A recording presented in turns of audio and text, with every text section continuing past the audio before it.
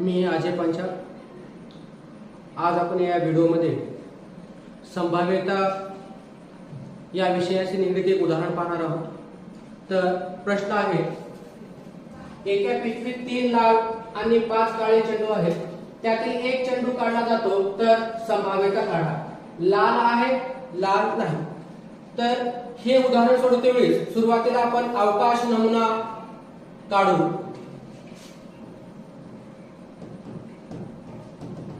तर यास बरोबर बघायचं आहे एकूण चेंडू कोणते कोणते आणि किती आहेत।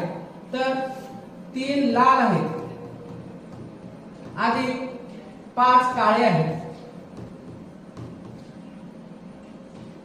तर इथं n s लिहायचं आहे आणि हे आतमधल्या एकूण चेंडूची बेरीज करायची आहे। बघा इथं 3 आणि हे 5 एकूण 8 असे एकूण चेंडू झाले। तर यामध्ये पहिला प्रश्न आपण सोडू। पहिला प्रश्न आहे बघा, लाल आहे।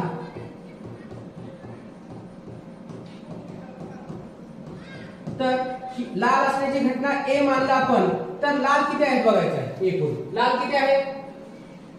3 आहे। 3 लाल,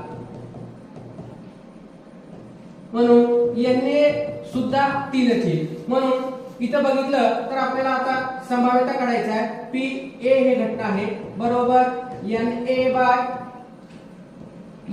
ns। इथं बघितलं Na ची किंमत आहे 3 आणि ns ची किंमत आहे 8। इथं लिहितो मी। तर 3 किंवा कोणत्याही वेगळ्या संख्येने ह्या दोन्ही संख्येला भाग जात नाही, म्हणून संभाव्यता येते 3/8। त्यानंतर प्रश्न आहे दुसरा, लाल नाही।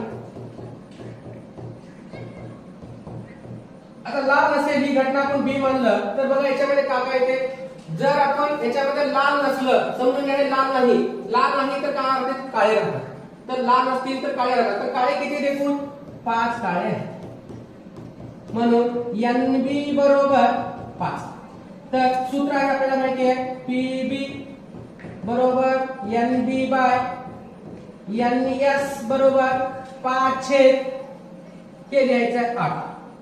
तर लाल नाही याची संभाव्यता येते 5/8 का, म्हणजे 5 न किंवा दुसऱ्या कोणत्याही संख्येनं 8 आणि 5 ला भाग जात नाही, म्हणून पहिली संभाव्यता आहे 3/8 आणि दुसरी संभाव्यता आहे 5/8।